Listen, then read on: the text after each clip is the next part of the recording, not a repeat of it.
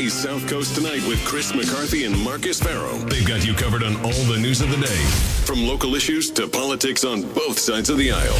This is the place where the movers and shakers come to be heard, to listen, and where they're held accountable. This is South Coast Tonight on WBSM.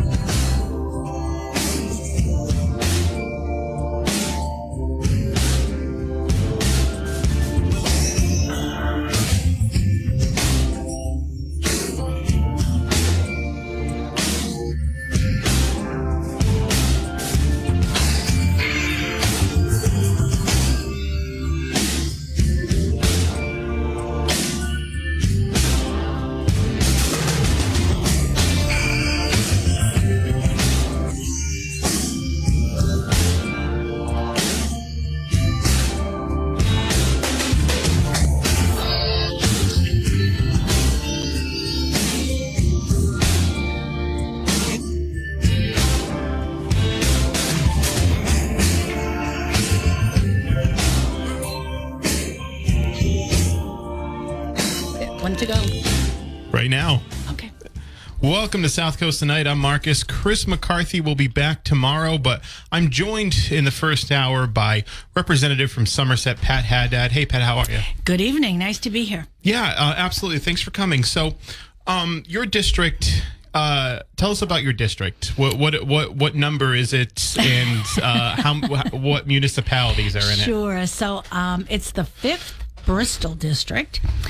And it is the whole town of Somerset, the whole town of Dighton, 3/5 of the town of Swansea, and 2 precincts in the city of Taunton. So it's a really interesting district because it covers everything from rural to suburban and a very old city. So it's very interesting. I was just in Taunton yesterday, actually. Maura Healy came down to do a business walk with Carol Doherty and Mark Pacheco. It was nice. So we're speaking with Pat Haddad of Somerset, representative of the 5th Bristol District. So you're running you've been there since 2000? 2001, I was sworn in. 2001, you were sworn in. You've been there since 2001. You're running for re-election. What's the differences between you and your opponent? Wow. First of all, I have a record to run on, and he's a newcomer, and so I think the difference is that he's aspirational, and I am concrete, and I can show the things that I've done, and I'm very proud of the things that I've done. So I guess that's the aspiration and actual performance. So your district made some national headlines when President Biden came down and went to Brayton Point. There's been a lot of controversy surrounding, or discussion, we'll say, vigorous discussion around Brayton Point. But what was it like to have the president come and visit your district? Well, it was amazing. When you're introduced, and I know that every high-ranking politician is briefed, but when you walk up to the President of the United States and he says, "Thank you for your work on wind," and I was, Mr. President, thank you very much. I said, but you're carrying it. He said, no, you got the ball rolling. Wow. I was beyond humbled by that, because it's really hard for me to talk about myself, but the bill... Well, that's what we're here for. I know.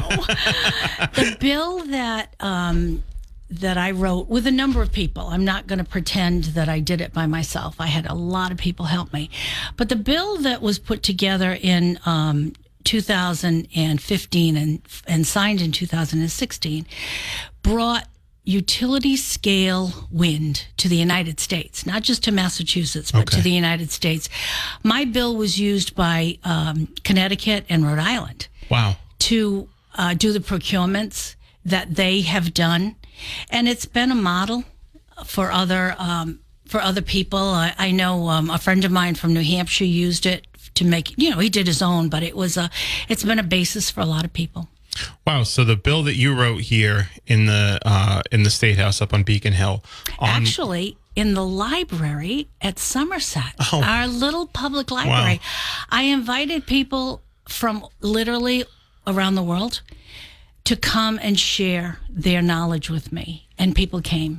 So from the Somerset Library, groundbreaking industrial, Imagine. game-changing legislation was crafted. That is pretty amazing. It is amazing. And it's been used as a template for other states to pass similar legislation.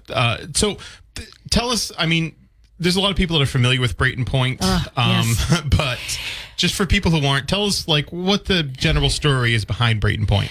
So the Brayton Point used to house one of the largest, I guess the largest, coal-fired power plant in New England, which unfortunately, it began its life as a wonderful thing. Sure. Providing 1,600 megawatts of power to the grid, the New England grid. However, things changed, and people discovered that coal was very damaging. Yeah. So over the course of time, coal became more expensive. Gas was the way that people were going, and so it's kind of a long story, but they ultimately the plant closed. Yeah. And in the closing, it was taken over by a company who made promises to us that were not kept. They promised us that they would clean it up, that they were going to develop it, that it was going to be all green energy, and we listened and were very disappointed. Yeah. Because they brought in scrap metal, and they want to bring, which they're being stopped from doing, but they want to bring in commodities, and I have to give a big shout out to the neighbors, because they banded together and they really worked hard to bring to light what was happening down there. So, the disappointing thing for me is we have tried, they were the ones who brought it to my attention, that the dock down there's a dock, and it's on 12 acres of land that actually belong to the state of Massachusetts. However, the governor doesn't want to own any real estate. So every time this is brought up to him, he, sort of fluffs me off, and I had a really hard time getting the information. I was literally lied to by the departments because he did not want to have that piece of property. And thankfully, as I said, I give a lot of kudos to the neighbors. They did a FOIA request, and it showed this belongs to the state of Massachusetts. So now it's a fight between myself and the governor. So the land had already been owned by the state of Massachusetts, yes. But what you're saying is Governor Baker didn't really want to let that out? No, when they did the lease for the new company, I'm sorry, I left out a piece. Yeah. When they did the lease for the new company, they transferred the dock. They should never have done that. Okay. There should have been a process that put the dock out for bid, and so that we could get the benefit. The state could get the benefit. From the very beginning, it was my hope that the Clean Energy Center would take over that dock. Sure. But as I said, the governor and I do not agree on that, and so it's been a thorn in everybody's side. So going forward, what is the vision for Brayton Point? So going forward, we do have a company that will be coming. It's Prismium Cable Company. They will be doing subsea cables, state-of-the-art subsea cables that will bring the power from the turbines, from the wind farm, into wherever it's supposed to be. They chose Brayton Point as the place that they wanted to come because of its proximity and because of the opportunities. And and the fact that they really wanted to be in Massachusetts. So they do have a presence in Massachusetts already. They do cabling. They do cabling out of another part of my district in Dayton. Oh, cool. But it's it's different cables. So anyway, that is in the permitting stage right now, and they're going forward with their bids to build what is going to be something in the vicinity of $240 million, which will mean tax money, thank you, for the town of Somerset. And the first phase is 150 jobs beginning at $70,000, which is fabulous for our area. That is excellent. Yep. So Yep. 150 beginning at $70,000. That's the first phase, yep. And then it'll grow from there. That'll even better expand the tax base too, on top of the revenue that you're going to get. So we're speaking with Representative Pat Haddad from Somerset. 508-996-0500 is how you can get on the program. So, it's my understanding too that is it going to be sort of like an outlet for offshore wind? Are people plugging in there, for lack of a better term? Yes. So Mayflower. It's Mayflower is the name of the development. They name their wind farms all different things. So the Mayflower wind farm is scheduled to plug in there. Okay. It's there were 160 megawatts. 1,600 megawatts of power that were pumped into the grid there. Okay.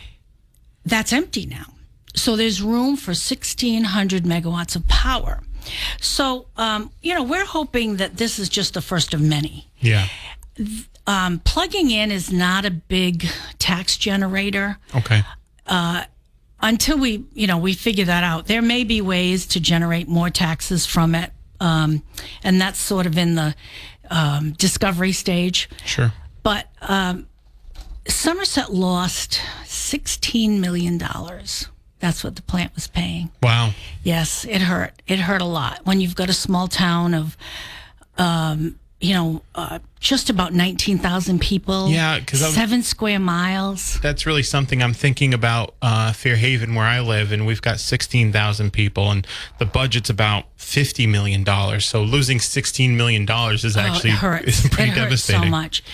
So I was very fortunate to be able to work with a dear friend of mine who at the time was the chairman of Energy Utilities and telecommunications. And he actually lived in Salem. Okay. They had a plant just like ours. Yeah. It was that was going to be closed, and they needed help. So together we were able to write into a statute the ability for these towns who were losing a large power generator to get funds from the Regional Greenhouse Gas Initiative. And so for 4 years, Somerset was the beneficiary of $3 million each year. Plus, we also did a formula so that as time went on, they still get some money out of the formula. And we had a smaller plant. So the formula helped the kind of the glide path for the smaller plant as well. So, one of the important things that I do, or we do, because I don't want to say we do in the State House is we develop relationships. Yeah. And we get to know people, and people get to know us, and we find ways to help each other. Sure. And so this was one, I don't pretend to be the smartest person in the room, but I go find the smartest person in the room. And, I was lucky that my dear friend, who's now, by the way, the president of Salem State College. Oh, okay. He's John Keenan. So he was very helpful to me in that process of trying to figure out how do you make that work? Yeah. It's not easy.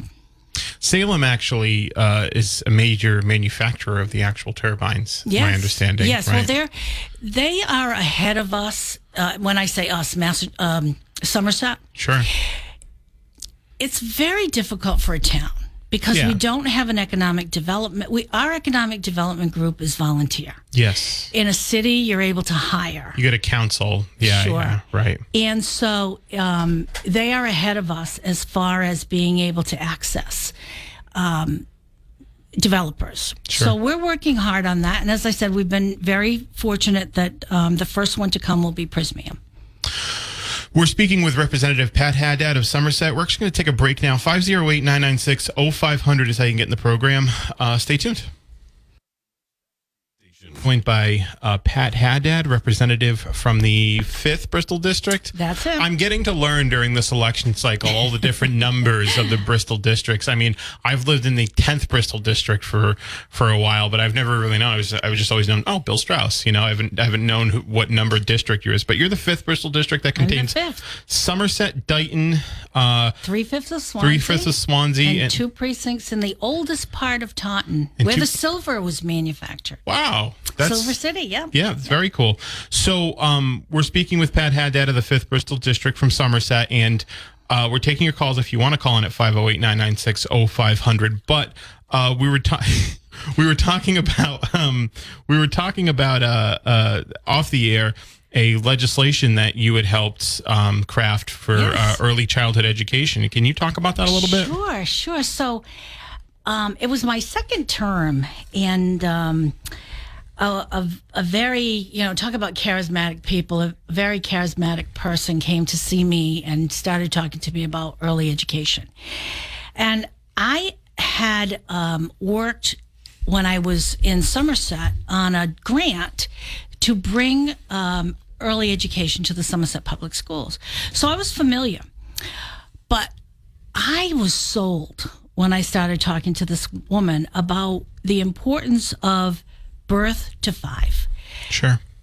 Little sponges, everything, a lot of the things you're going to learn in that time period.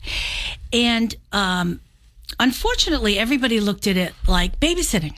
Mm-hmm. And it's not babysitting. It is an opportunity to give kids an amazing start. So a good friend in the legislature and I started working on this bill.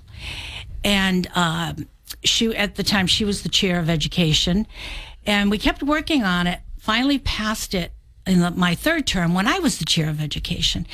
And it was the first in the nation Department of Early Education and Care, which today is still a very productive department in our state. And we learned during COVID that early education is an essential service. Yeah. And so it became very clear that we needed to spend more time, attention, and unfortunately money, because money brings us the things we need. So we needed to give more attention to early education. I think that's happening.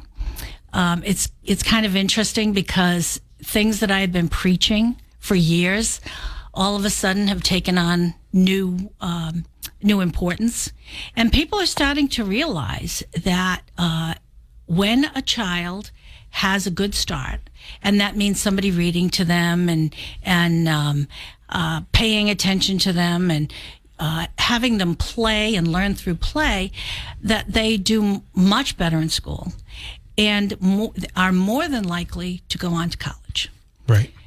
So it was a great piece of legislation at the time. It was a funny learning experience for me because I learned that when you do something good, the speaker takes credit for it. Yeah, of course. Yeah. Which was fine. Right. It was great. It was Tom Finneran. He was very helpful. I'm joking about it, but when it came time to bring the bill to the floor, he brought it to the floor. Of course. Yeah. But that's, it's in the legislature, it isn't about who did it. It's about that it gets done. Tell it to the speaker. Yes, tell it to the speaker. Well, now the speaker takes credit for offshore wind, but that's okay too. Of course. Yeah. So we're speaking with Pat Haddad of the 5th Bristol District, 508-996-0500. So that department is still around today. How long ago was that bill passed? Oh, that was 2005. Wow. Yeah.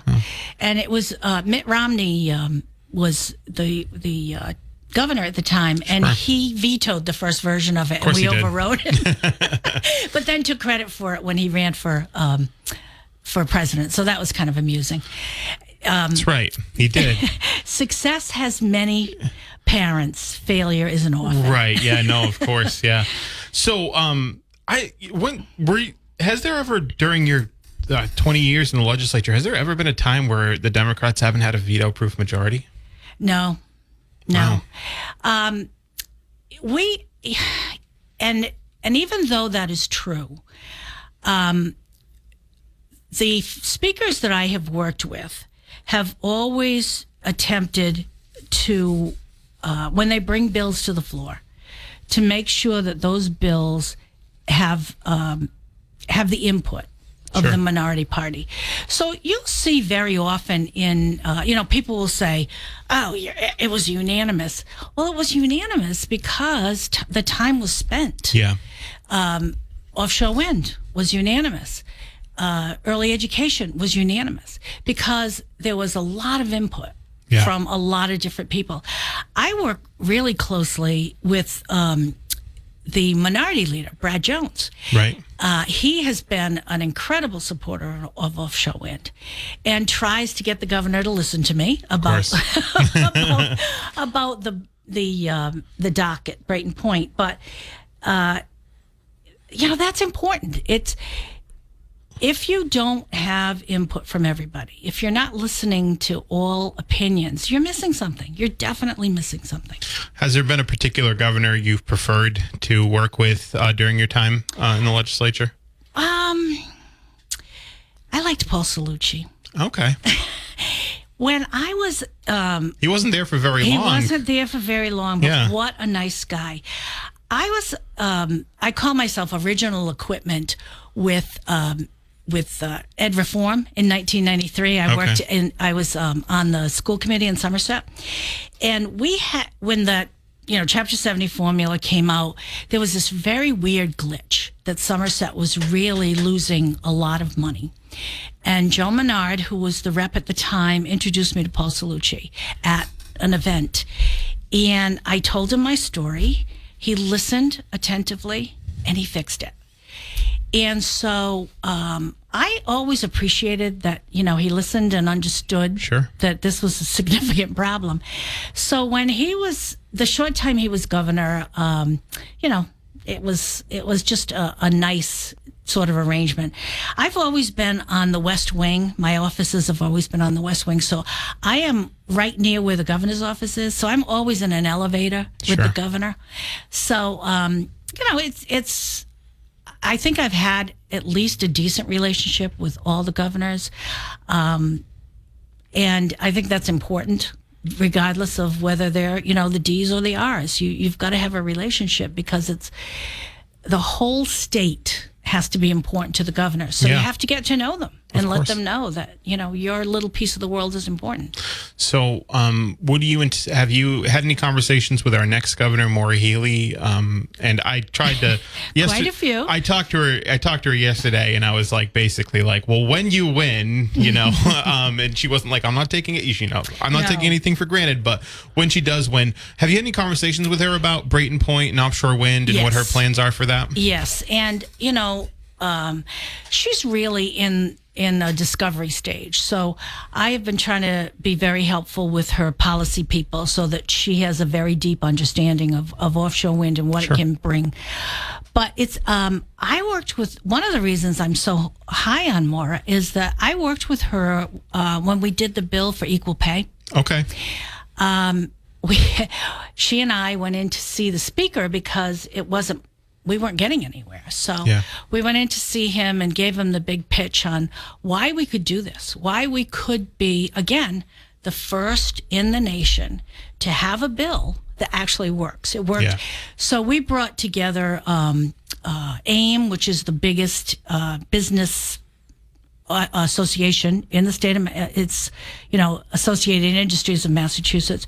Sure. Brought together many people, and she loaned me two very brilliant young women and we worked through, got that bill passed.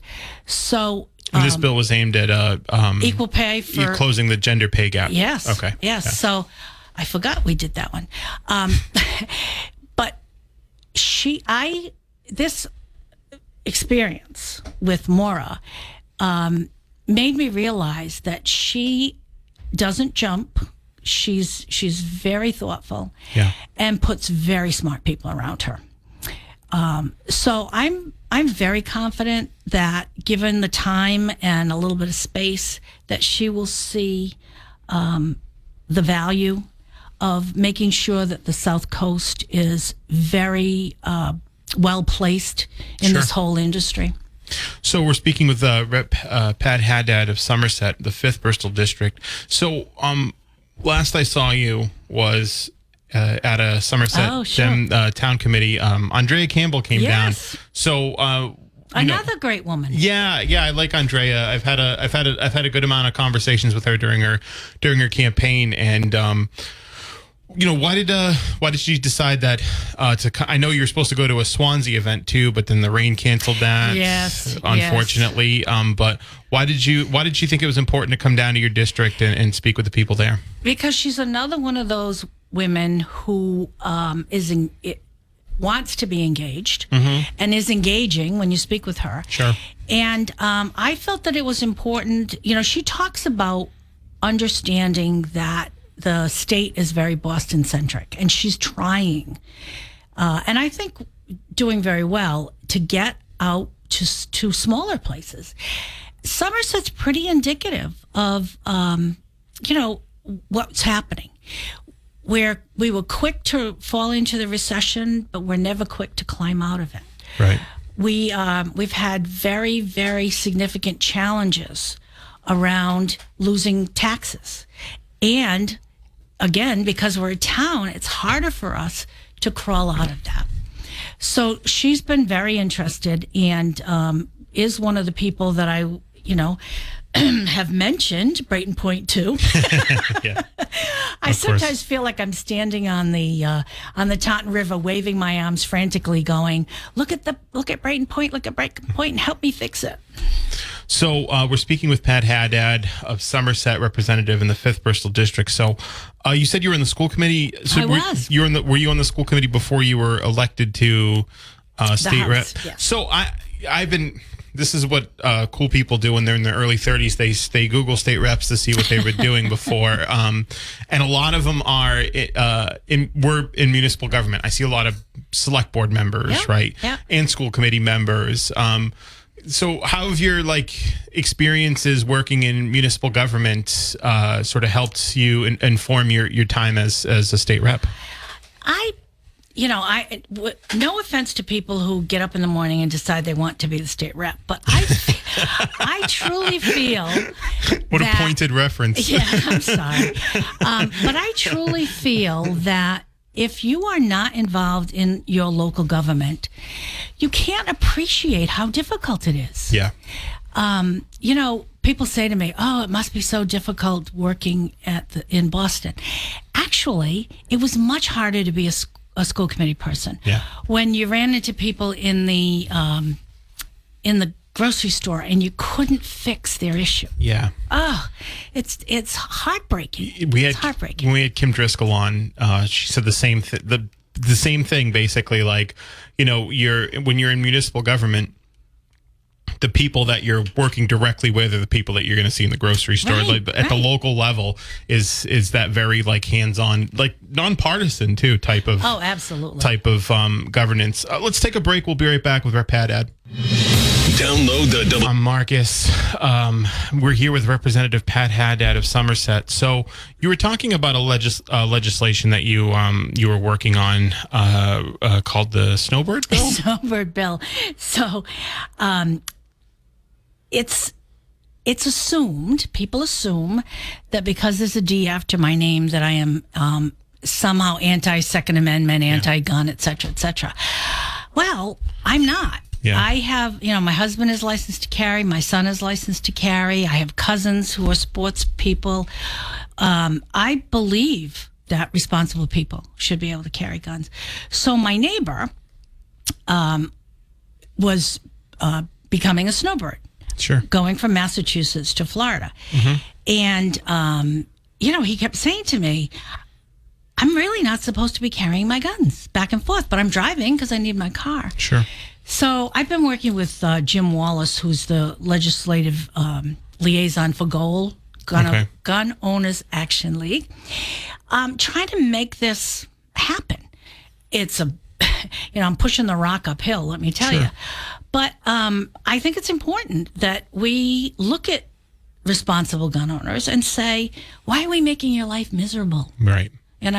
So, people will say to me, well, have you ever shot a gun? Yes, I have. I was terrible at it, so I've never done it before. And by the way, I would never ask for a license to carry because I know the police chief, and he'd never allow me to carry a gun. No, I'm only joking. Right. But I just think that you can't pigeonhole people. Yeah. You can't just assume that I don't like something. Our afternoon host Barry Richards said you're his favorite Democrat, actually. That is high praise, and I appreciate that. I'll have to send him a text after and thank him. He was, we've had our disagreements, but they're disagreements. That's all they are. Exactly. And it's the way the world, I wish the world would be, but it's becoming more and more polarized. Yeah. And that's hard. That's very hard when you're trying to just do a job. Yeah. I feel like a lot of people, we talked about you guys not having a veto-proof majority, right? Or having a veto-proof majority. But there are, just because someone has a D next to their name, like you said, doesn't mean that they're monolithically like a Democrat. Oh, exactly. I have some of my Republican friends will say things to me like, ooh, your Republican tendencies are coming out. Yeah, right.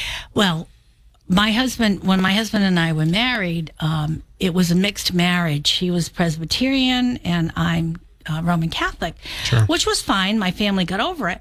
But the first time that I went to vote and I realized I had married a Republican. Oh. So we have truly a mixed family. If you look at my family, it's pretty even. My son's a Republican. My daughter's a Democrat. We always cancel out each other's votes, but we have discussions. Yeah, of course. And sometimes my son gets frustrated with me, but we have discussions. And I think that that's incredibly important because in between I was a school teacher for 13 years. Yeah. Then I worked with my husband in a small business for 14 years. So I learned very, very quickly that it's very different and why a lot of business people tend to be Republicans. So I think I've got a balanced view because there are some things that every time I'm able to be in a room where a decision is made, I try to bring that to the room and point out to people that it's just not something that is going to fly in my district or in our area. It's funny because when you're trying to explain to people what you do, it's not easy to explain a negative. Yeah. So when people say to me, well, what have you done? Well, I've stopped a lot of bad things from happening. Right. And, and that's hard to quantify. But when you're in a position where where people will listen to you because they respect your opinion, and you're able to say, that's not going to fly. I can't help you with that. I can't vote for that. It makes people stop and think. I remember a few years ago, and I'll give Bill Strauss a plug. Sure. We were going to put some money into to the MBTA and the train and everything. And so Bill and I were in the room, and they were talking about the millions of dollars. These are all like Boston people. Oh, we got to put millions. And Bill and I just sat there.